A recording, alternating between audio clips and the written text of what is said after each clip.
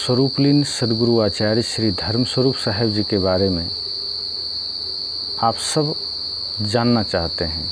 चूँकि अब वे इस धरा पर नहीं हैं, कर्म के रूप में, आदर्शों के रूप में तो हैं, लेकिन सशरीर नहीं हैं, तो उनके बारे में निश्चय ही जिज्ञासा होती है लोगों को कि उनका जन्म कैसे, कब, कहाँ हुआ, उनके माता पिता कौन थे, उनके गुरु कौन थे, उनके दीक्षा गुरु, शिक्षा गुरु कौन थे, वेशदाता गुरु कौन थे, और उन्होंने अपने साधना जीवन की शुरुआत कब, कैसे और कहाँ किया, किस विद्यालय में उन्होंने पढ़ाई की, कैसे प्रोफेसर बने और किस तरह लोगों में वो लोकप्रिय थे, उनके माता पिता का नाम क्या था, जन्म स्थान का नाम क्या था। तो आइए इन सारे बिंदुओं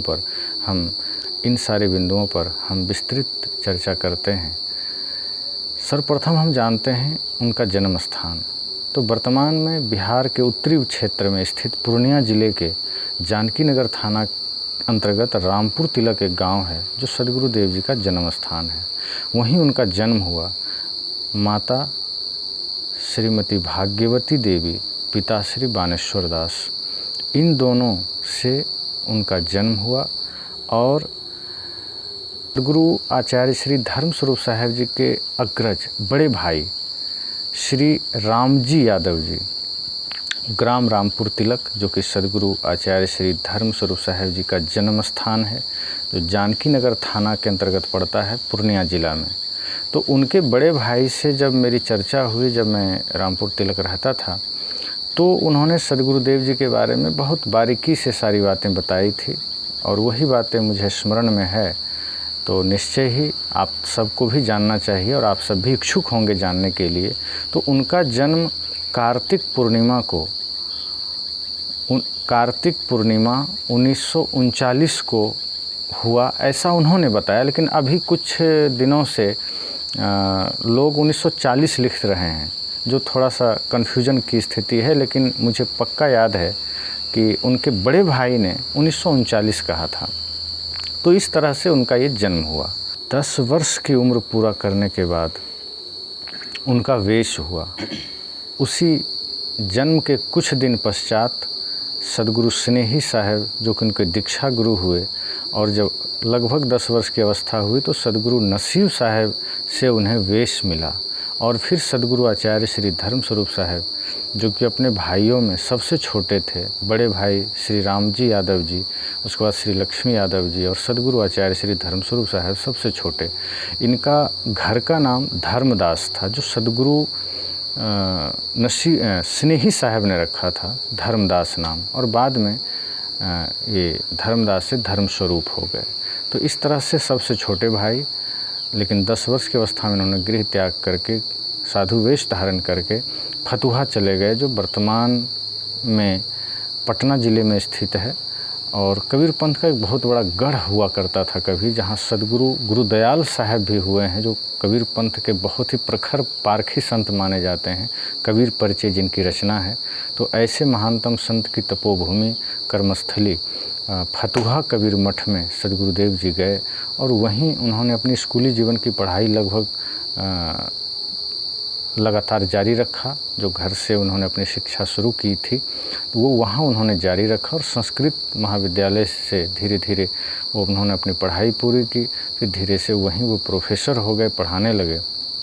और 1980-81 के दशक में वे पूर्णिया में, शहर में पूर्णिया कोट रेलवे स्टेशन के बगल में ज़मीन उन्होंने खरीदी, और वहीं उन्होंने जीवन ज्योति केंद्र की स्थापना की।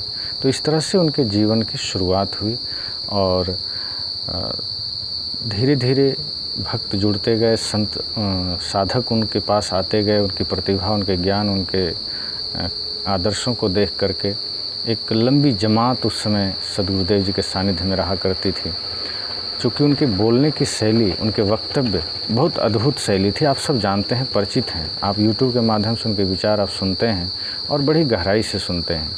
और हमारे इसी चैनल अध्यात्म रहस्य टीवी पर उनके तमाम विचार हैं, और भी विचार जो अब तक नहीं आप तक मिला है आप सबको, वो आप अब भी सुन सकते हैं, जो धीरे धीरे विचार चैनल पर डाले जाएंगे। तो धीरे धीरे उनका कारवां बढ़ता गया, जमात बढ़ती गई, और उनके जो सबसे प्रथम शिष्य हुए संत श्री पथिक साहब, जो वर्तमान में भद्दी दुर्गापुर सहरसा ज़िले में स्थित कबीर मठ के महंत हैं, जहाँ वे निवास करते हैं। तो प्रथम शिष्य हुए। उसके बाद शिष्यों की एक लंबी श्रृंखला है जो योग्य शिष्य भी हुए काफ़ी।